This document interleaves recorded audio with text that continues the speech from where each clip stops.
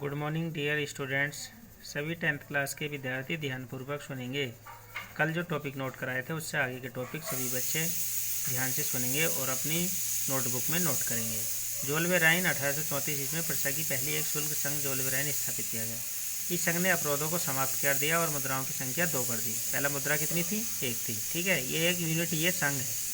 जैसे कि एनएसएस का संघ, राष्ट्रीय स्वयंसेवक संघ, आरएसएस का संघ, तो वैसे जोल्वेराइन का एक संघ था। ठीक है बच्चों। राष्ट्रीय राज्य, ऐसे आधुनिक राज्य जिसमें एक केंद्रीय शक्ति की प्रभुसत्ता हो, यानी कि पूरे राज्य में एक ही का शासक चलता हो। नागरिकों में एक सभ्य का इतिहास, विरासत की भावना हो। ठीक है बच्चों। विरासत उसे कहते हैं जो हमें पुराने बुजुर्गों से मिली होती है। नेपोलियन, आप जैसे कि आपसे कहा जाए आपकी विरासत में क्या छोड़ कर गए बुजुर्ग, तो कितनी संपत्ति है, क्या क्या है। ठीक है। नेपोलियन की संहिता 1804 में नागरिक संहिता को नेपोलियन की संहिता कहा जाता है, यानी कि उसने एक संहिता ग्रहण करी तो उसकी नेपोलियन की संहिता कहा गया। इसमें जन्म पर आधारित विशेषाधिकारों को समाप्त कर दिया गया और कानून का समानता संपत्ति के अधिकार का सुरक्षित बनाया गया। यंग इटली, इटली के क्रांतिकारी जूसेफ मेज़नी का द्वारा बनाया गया एक भूमि संगठन जिसका उद्देश्य यंग इटली का एकीकरण करना था।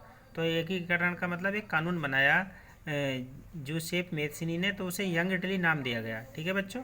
और जिसका मुख्य उद्देश्य क्या था यंग इटली का, यानी कि इटली का एकीकरण करना। इटली जो था बिखरा हुआ पड़ा था, टुकड़ों में था इधर से उधर, तो उसको एक करना। ठीक है। जर्मेनिया, यह जर्मन राष्ट्र का रूपक थी। चाक्षुष अभिव्यक्ति में जर्मेनिया बलूत वृक्ष के पत्तों का मुकुट पहनती थी। जर्मेनिया एक लड़की का नाम था क्योंकि जर्मन बलूत वीरता का प्रतीक था। आपसे पूछा जाए जर्मेनिया कौन था, तो एक बलूत था। और वो किसका प्रतीक था? जर्मेनिया तो वीरता का प्रतीक था। ठीक है बच्चों। इसमें से कई क्वेश्चन पुट अप हो सकते हैं, छोटे छोटे एक एक नंबर के आपको कई क्वेश्चन एग्जामिनर निकाल सकते हैं। मारियान, नारी की वह छवि जो फ्रांस में राष्ट्रीय भावना का रूपक थी। इसकी छवि सिक्कों और डाक टिकटों पर अंकित की गई। यह ईसाइयों का लोकप्रिय नाम था। अब मारियान कौन था बच्चों? आपसे कोई पूछ लेगा, इसमें से क्वेश्चन निकाल देगा कि मारियान कौन था, तो मारियान किसका प्रतीक था? तो ईसाइयों का लोकप्रिय नाम था। यानी कि किसका नाम था वो? ईसाइयों का। यानी कि लोकप्रिय कौन था? ईसाइयों, यह पूछ लेंगे ईसाइयों का लोकप्रिय नाम क्या था, तो आप कहेंगे मारियान। या मारियान कौन था?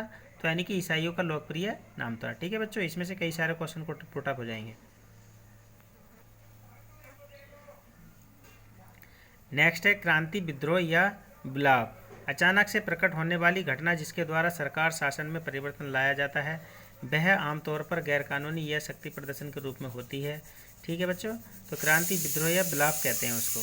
घोषणा पत्र, घोषणा पत्र एक प्रकार का प्रपत्र जिसमें किसी प्रकार की घोषणाएं सम्मिलित होती हैं जो उस विषय से जुड़ी होती हैं जिस पर आधारित होता है। ठीक है बच्चों, उसे घोषणा पत्र कहते हैं। जैसे कि बजट घोषणा पत्र, यानी कि बजट जो होता है, बजट मंत्री बजट पेश करते हैं तो घोषणा करते हैं, पूरे देश को सुनाते हैं, तो उसे हम क्या कहते हैं? घोषणा। ठीक है बच्चों। तो उसे घोषणा पत्र कहेंगे। पत्र मीन्स उसमें लिखा हुआ होता है, लिखने के बाद में वो आपको पढ़ कर सुनाते हैं न्यूज़ के माध्यम से, टीवी, रेडियो, अन्य जितने भी इलेक्ट्रॉनिक डिवाइस हैं जो जनता तक पहुंचाए जा सकें, तो उससे वो पढ़ कर सुनाते हैं, उसे घोषणा पत्र कहते हैं। ठीक है बच्चों। नेक्स्ट टॉपिक है, इसमें देख रहे हैं आप, आगे का टॉपिक है ज्ञानोदय। तो ज्ञानोदय नए प्रकार के ज्ञान का उदय प्रचलित मान्यताओं परंपराओं से हटकर होता है। यानी कि ज्ञान का उदय का मतलब ज्ञानोदय, जैसे कि आप ज्ञान लेंगे कहीं से भी, देखिए अच्छी बातों को संग्रहण करना और बुरी बातों को निकाल देना, तो आपने ज्ञानोदय यानी कि सीखा कुछ। ठीक है बच्चों। यानी कि नया कुछ सीखना, उसे ज्ञानोदय कहते हैं। राष्ट्रवाद वह भावना, विचारधारा जिसके द्वारा जनता में राजनीतिक, सामाजिक और आर्थिक एकीकरण का उदय हुआ है। यानी कि आर्थिक एकीकरण। ठीक है बच्चों। सामाजिक आर्थिक एकीकरण यानी कि एक मिलकर रहना। जैसे कि सपोज करिए आपका 5 उंगलियां, 5 उंगलियों से मिलकर जो है एक मुट्ठी बनती है। मुट्ठी बनने के बाद अगर हम किसी को मारते हैं तो चोट ज़्यादा लगेगी, अगर एक उंगली से मारेंगे तो कम लगेगी, और हमारी उंगली में भी फ्रैक्चर हो सकता है। वैसे ही राष्ट्रवाद यानी कि पूरे राष्ट्र को एक करना। ठीक है। सामाजिक और आर्थिक, आर्थिक मतलब जैसे कि जितने भी स्रोत हैं कमाई के, उन सबको हमें एकजुटा के रखना है। ठीक है। कहीं से भी आय प्राप्त हो उसे सबसे हमें इनकम करनी है। संहिता, नियमावली, इसमें नियमों की विस्तृत सूची होती है। श्रेणी संघ, कार्य व्यवसाय से जुड़े संघ जैसे काश्तकारों को श्रेणी संघ कहते हैं। सेंसरशिप, ठीक है बच्चों, पत्रिकाओं लगाने जाने वाली रोकों सरकार द्वारा लगाई जाती है। मताधिकार, मताधिकार का मतलब आपको सरकार चुनने का अधिकार, जनता को मत देने का अधिकार। डेमोक्रेसी में होता है, प्रजातंत्र में नहीं होता। ठीक है बच्चों। यानी कि राजतंत्र में नहीं होता है, प्रजातंत्र में होता है। ठीक है। थोड़ा सा मिस्टेक हो गया था। तो प्रजातंत्र में या डेमोक्रेसी में मत देने का अधिकार होता है, राजतंत्र में अधिकार नहीं होता। केवल राजा ही जनता की भलाई बुराई चाहता है, वही निर्णय लेता है। ठीक है बच्चों। महासंघ छोटी इकाइयों को जोड़कर बनाया गया संघ जो कि अन्य राज्यों, आर्थिक, राजनीतिक, सामाजिक व सांस्कृतिक इकाइयों को भी हो सकता है। एले 1833 ईस्वी में जर्मनी में कपड़ा नापने की इकाई है।